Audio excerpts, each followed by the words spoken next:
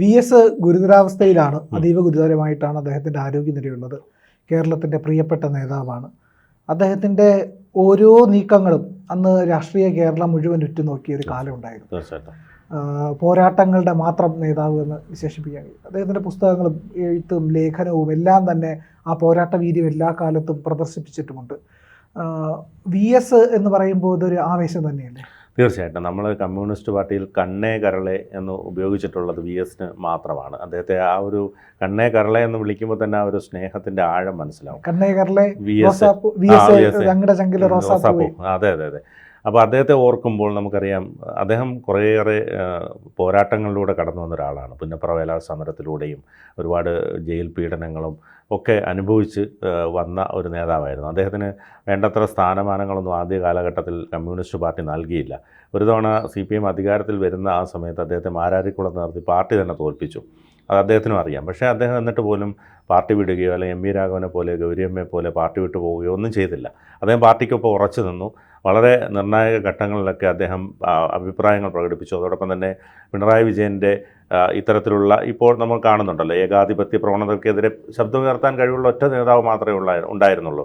അദ്ദേഹം അവശ്യ നിലയിലായതോടുകൂടിയാണ് പിണറായി വിജയൻ ഈ ഏകാധിപതിയെ പോലെ ആയത്. മറ്റേത് എപ്പോഴും പിണറായി വിജയനെതിരെ ശക്തമായ ഭാഷയിൽ അദ്ദേഹം കൃത്യമായ വാക്കുകൾ നിരത്തി ഒക്കെ ചെയ്യാറുണ്ട്. അതോടൊപ്പം തന്നെ അദ്ദേഹം പാർട്ടി സമ്മേളനത്തിനിടെ ഇറങ്ങിപ്പോയതും അതിനു മുമ്പ് ഒരു തവണ പാർട്ടി സമ്മേളനത്തിനിടെ ഇറങ്ങിപ്പോയത് വലിയ ചർച്ചയായിരുന്നു. നമ്മൾ കരുതി അന്ന് പാർട്ടി വിട്ടു പോകുമെന്ന് കരുതി.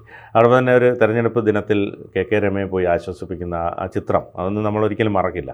അതോടൊപ്പം തന്നെ അദ്ദേഹത്തിൻ്റെ ആവേശം നിറഞ്ഞ അദ്ദേഹത്തിൻ്റെ പ്രസംഗങ്ങൾ കേൾക്കാൻ ഒരുപാട് ആൾ കൂടുമായിരുന്നു. അദ്ദേഹത്തെ ഒരു ചാമിങ് പേഴ്സണാലിറ്റി ആയിരുന്നു. ഒരു പ്രത്യേക കരിസ്മ അദ്ദേഹത്തിന് ഉണ്ടായിരുന്നു എന്നുള്ളതാണ്.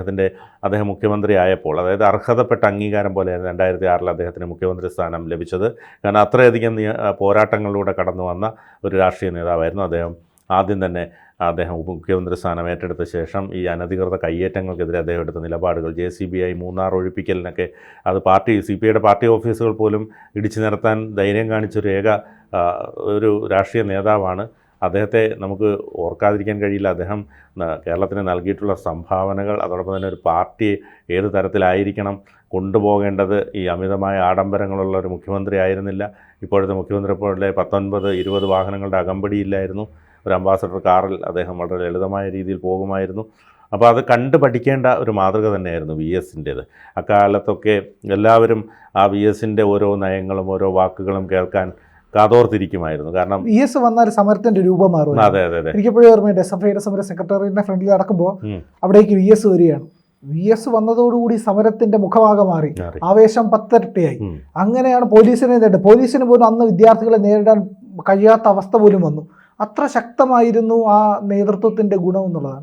അതുപോലെ തന്നെ കുന്നും മലയും കാടും എല്ലാം കയറി ഇറങ്ങി കേരളത്തിൻ്റെ പശ്ചിമഘട്ടത്തിന് വേണ്ടി വനഭൂമികൾക്ക് വേണ്ടിയും ഈ പറയുന്ന അന്ന് പാലക്കാട് നിന്നും ഈ മറയൂരിൽ നിന്നൊക്കെ കടത്തിയ ചന്ദനമുണ്ടല്ലോ, ചന്ദനത്തിൻ്റെ പ്രശ്നങ്ങളും അതെല്ലാം, ചന്ദനക്കാടുകളിൽ നിന്ന് ചന്ദനമോഷണം പോകുന്നതിൻ്റെ പ്രശ്നങ്ങളും അടക്കം എല്ലാ കാര്യങ്ങളിനകത്തും VS ഇടപെട്ടു. VS ഇടപെടാതെ ഒരു വിഷയവും കേരളത്തിനകത്ത് അന്ന് ചർച്ചയായിട്ടില്ല എന്നുള്ളത് പ്രധാനപ്പെട്ട കാര്യമാണ്. VS ഒരിക്കലും ക്ഷീണിച്ചോ പരാജയപ്പെട്ടോ കരഞ്ഞോ കേരളം കണ്ടിട്ടില്ല. പക്ഷെ VS ഒരിക്കൽ പറഞ്ഞിട്ടുണ്ട്, ഞാൻ ഒരിക്കൽ കരഞ്ഞിട്ടുണ്ടെന്നല്ല, അതിവൈകാരികമായി സംസാരിച്ചിട്ട് ഉണ്ട്. അത് ഒരിക്കലേ ഉള്ളൂ. അപ്പോഴേ ശബ്ദം ഇടറിയിട്ടുള്ളൂ, അപ്പോഴേ കണ്ണ് നിറഞ്ഞിട്ടുള്ളൂ. അമ്മയെ പറ്റി പറഞ്ഞപ്പോഴാണ്. VSൻ്റെ അമ്മ VSന് ഏതാണ്ട് ശൈശവകാലത്ത് 4-5 വയസ്സൊക്കെ ഉണ്ടായിരുന്ന കുട്ടിയായിരുന്ന സമയത്ത്, 4 വയസ്സോ അങ്ങനെ 3-4 വയസ്സുള്ളപ്പോൾ മരിച്ചുപോയതാണ്. അപ്പോൾ അമ്മയുടെ ഒരു നേരിയ ഓർമ്മയാണ് അന്ന് VS പങ്കുവച്ചിട്ടുള്ളത്. അതായത് ഒരു സ്വകാര്യ ചാനലിന് കൊടുത്ത അഭിമുഖത്തിലാണ് അദ്ദേഹം പറയുന്നത്. ഞാൻ വീഡിയോ ക്ലിപ്പ് കണ്ടിട്ടുണ്ട്.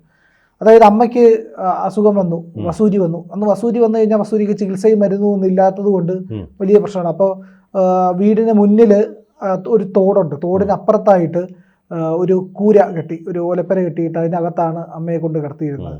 അപ്പോൾ അമ്മയെ കാണണമെന്ന് പറഞ്ഞ് VS കരയുമ്പോൾ അച്ഛൻ കൂട്ടിക്കൊണ്ടുവന്ന് അതിനകത്താണ് അമ്മ ഉള്ളതെന്ന്. ആ ഓലപ്പഴുതിൻ്റെ ഇടയിലൂടെ അമ്മ VSനെ നോക്കി അവിടെ കിടക്കുമായിരുന്നു എന്നുള്ളത് രോഗത്തിന് ചികിത്സയില്ല. അമ്മ അങ്ങനെ മരിച്ചുപോയി. അന്ന് ഈ വസൂരി വന്നു കഴിഞ്ഞാൽ ഈ കുടിലോടുകൂടി കത്തിക്കുകയാണ് ചെയ്യുന്നത്. അങ്ങനെ അന്ന് മരിച്ചുപോയി, അമ്മ മരിച്ചുപോയി എന്നുള്ള അമ്മയുടെ ഓർമ്മയെ പറ്റി പറയുമ്പോൾ മാത്രമാണ് VS-ന്റെ കണ്ണ് നിറഞ്ഞും ശബ്ദമിടറിയും കേരളം കണ്ടിട്ടുള്ളത്. അല്ലാത്ത ഒരിടത്തും വിപ്ലവത്തിന്റെ ഒരു കരിമ്പാറക്കല്ലാണ് അദ്ദേഹം. അതിനെ പിളർത്താനായിട്ട് ഒരു വെടിയച്ചുകൾക്കും സാധിച്ചിട്ടില്ല എന്നുള്ളതാണ്. അതിക്രൂരമായ മർദ്ദനം ഈ പറയുന്ന സ്വാതന്ത്ര്യ സമര കാലഘട്ടത്തിൽ പോലീസിൽ നിന്ന് ഏറ്റിട്ടുണ്ട്. സെല്ലിന്റെ അഴികളിൽ കാല് കെട്ടിവെച്ച് ഉള്ളംകാലിൽ ലാത്തി കൊണ്ട് അടിച്ച് മരിച്ചു എന്ന് മൃതപ്രായനാക്കി, മരിച്ചു എന്ന് ഉറപ്പ് വരുത്താനുള്ള ഒരു ഘട്ടമേ ഉള്ളൂ. കൊണ്ടുപോയി എവിടെയും കളയുക എന്നുള്ളത്. മൃതദേഹമായിട്ട് പോയപ്പോൾ 2 കള്ളന്മാരെ കൂടി ആ ജീപ്പിലുണ്ടായിരുന്നു. സഹായത്തിന് പോലീസുകാരെ വിളിച്ചു. അതിലൊരു കള്ളൻ പറഞ്ഞു, അദ്ദേഹത്തിന് ജീവനുണ്ട്, ഞാൻ രക്ഷിച്ചോട്ടെ, കൊണ്ടുപോയിക്കോട്ടെ.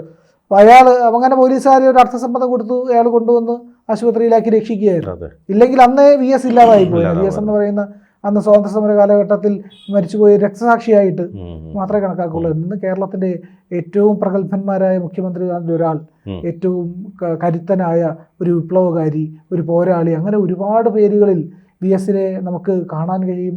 കേരളത്തിൻ്റെ ഒരു വലിയ രാഷ്ട്രീയ പൈതൃകം, അതിൽ VS എന്ന് പറയുന്ന പേര്, ആ 2 അക്ഷരം വലിയ രീതിയിൽ തന്നെ എല്ലാ കാലത്തും നിറഞ്ഞു നിൽക്കും. തീർച്ചയായിട്ടും അത് 2006 മുതൽ 2011 വരെയുള്ള അദ്ദേഹത്തിൻ്റെ പ്രവർത്തന കാലയളവ് മനസ്സിലാക്കിയാൽ മനസ്സിലാവും. അദ്ദേഹം മുഖ്യമന്ത്രി എന്ന നിലയിൽ നൽകിയിട്ടുള്ള സംഭാവനകൾ. പക്ഷേ ഇദ്ദേഹത്തെ എന്തോ 2011 തെരഞ്ഞെടുപ്പിൽ അദ്ദേഹത്തെ ഒരു മുഖ്യമന്ത്രി സ്ഥാനാർത്ഥിയായിട്ടോ അല്ലെങ്കിൽ അടുത്തൊരു നേതൃത്വം ഉയർത്തി കാട്ടിയിരുന്നെങ്കിൽ ഒരു പക്ഷേ അന്ന് ഈ 72 സീറ്റിൻ്റെ ഭൂരിപക്ഷത്തിൽ UDF അധികാരത്തിൽ വരില്ലായിരുന്നു. കാരണം തുച്ഛമായ വോട്ടുകൾക്ക് പരാജയപ്പെട്ട ഏറെ മണ്ഡലങ്ങൾ അന്നുണ്ട്. അതൊരു ശക്തമായൊരു ആവേശം ജനിപ്പിച്ചുകൊണ്ട് VS-നെ മുന്നിൽ നിർത്തി പ്രചരണം നയിച്ചിരുന്നുവെങ്കിൽ ഒരുപക്ഷെ അന്ന് തന്നെ തുടർഭരണം ലഭിച്ചേനെ. പക്ഷേ അതിന് തടയിട്ടത് പിണറായി വിജയനായിരുന്നു. അപ്പോൾ അതുകൊണ്ട് തന്നെ അദ്ദേഹത്തെ ജനങ്ങൾക്കറിയാം, അദ്ദേഹത്തിൻ്റെ സംഭാവനകൾ ജനങ്ങൾക്കറിയാം. അദ്ദേഹം രാഷ്ട്രീയ രംഗത്ത് നടത്തിയിട്ടുള്ള സംഭാവനകൾ, അദ്ദേഹം ഒരു വ്യക്തി എന്ന നിലയിൽ നടത്തിയിട്ടുള്ള സംഭാവനകൾ അദ്ദേഹത്തെ ജീവിതത്തിൻ്റെ 2 ഘട്ടങ്ങളായി തിരിക്കാം. ആദ്യത്തെ ഒരു പകുതി കാലഘട്ടം അദ്ദേഹം ഈ കൊടിയ പീഡനങ്ങൾ ഏറ്റ് ഒരു വലിയ ഭയങ്കരമായ ഒരു ഹാർഡായിട്ടുള്ളൊരു മനുഷ്യനായിരുന്നു. കാരണം നമുക്കറിയാലോ, നമ്മളെ ഒരുപാട് കൊടിയ പീഡനങ്ങൾക്ക് ശേഷം വരുമ്പോൾ നമ്മുടെ മൈൻഡ് ഭയങ്കര കട്ടിയായിരിക്കും. അത്തരത്തിലുള്ള ഒരു അപ്രാപ്യമായ ഒരു നേതാവായിരുന്നുവെങ്കിൽ ജീവിതത്തിൻ്റെ ഹാഫിന് ശേഷം അദ്ദേഹം വളരെ ഫ്ലെക്സിബിളായി, ജനകീയനായി, ജനങ്ങൾക്ക് ഇഷ്ടപ്പെടുന്ന, അല്ലെങ്കിൽ അദ്ദേഹത്തിൻ്റെ ഭാഷ, അല്ലെങ്കിൽ അദ്ദേഹത്തിൻ്റെ ലാളിത്യം, അദ്ദേഹത്തിൻ്റെ സംഭാഷണങ്ങൾ, അദ്ദേഹത്തിൻ്റെ പ്രസംഗം, ഇതൊക്കെ തന്നെ ജനങ്ങൾ ഏറ്റെടുക്കുകയായിരുന്നു. അതുകൊണ്ട് തന്നെയാണ് കണ്ണേ കരളെ VS എന്ന് ജനങ്ങൾ ഏറ്റുവിളിച്ചതും അദ്ദേഹം ഓരോ സ്ഥലത്ത് ചെല്ലുമ്പോഴും ഉണ്ടാകുന്ന ജനാരവങ്ങളും ഒക്കെ അത് സാക്ഷ്യമാണ്. പാർട്ടിയെ സംബന്ധിച്ചിടത്തോളം പാർട്ടിക്കും മീതെ ജനങ്ങൾ സ്നേഹിച്ച ഒരു വ്യക്തിയായിരുന്നു അദ്ദേഹം. അതുകൊണ്ട് തന്നെ അദ്ദേഹത്തെ ഓർക്കുമ്പോൾ എപ്പോഴും ജനങ്ങൾക്കിടയിൽ ആ ഒരു സ്നേഹം, ലാളിത്യം, അദ്ദേഹത്തിൻ്റെ അഹങ്കാരമില്ലായ്മ, ധാർഷ്ട്യമില്ലായ്മ, പത്രക്കാരോടുള്ള സമീപനങ്ങൾ, അദ്ദേഹം മീഡിയയെ വിളിച്ചു കഴിഞ്ഞാൽ വളരെ രസമാണ്. ഞാനൊക്കെ പോയിട്ടുണ്ട് റിപ്പോർട്ട് ചെയ്യാൻ. അപ്പോൾ അദ്ദേഹം വളരെ രസകരമായ കാര്യങ്ങൾ അവതരിപ്പിക്കും. ഇഷ്ടപ്പെടാത്ത ചോദ്യങ്ങൾ ചോദിച്ചാലും അസഹിഷ്ണുതയില്ലാതെ തമാശ രൂപത്തിൽ അതിന് മറുപടി നൽകും. അതിനുശേഷം അവിടെ പായസമോ എന്തെങ്കിലും ഉണ്ടെങ്കിൽ ഇത് കഴിച്ചിട്ടേ പോകാവൂ എന്ന് പറഞ്ഞ് വളരെ സ്നേഹത്തോടു കൂടി പെരുമാറുന്ന ആ ഒരു VS-നെ എപ്പോഴും നമ്മുടെ മനസ്സിൽ ഓർത്തിരിക്കും. ഇപ്പോഴും ഇന്നത്തെ നേതാക്കന്മാർ കണ്ടു പഠിക്കേണ്ട ഒരുപാട് അദ്ദേഹത്തിലുണ്ട്. കൂടുതൽ വാർത്തകളും വിശേഷങ്ങളും നിങ്ങളിലേക്ക് എത്താൻ ABC മലയാളം സബ്സ്ക്രൈബ് ചെയ്യുക, ബെൽ ബട്ടണും അമർത്തുക.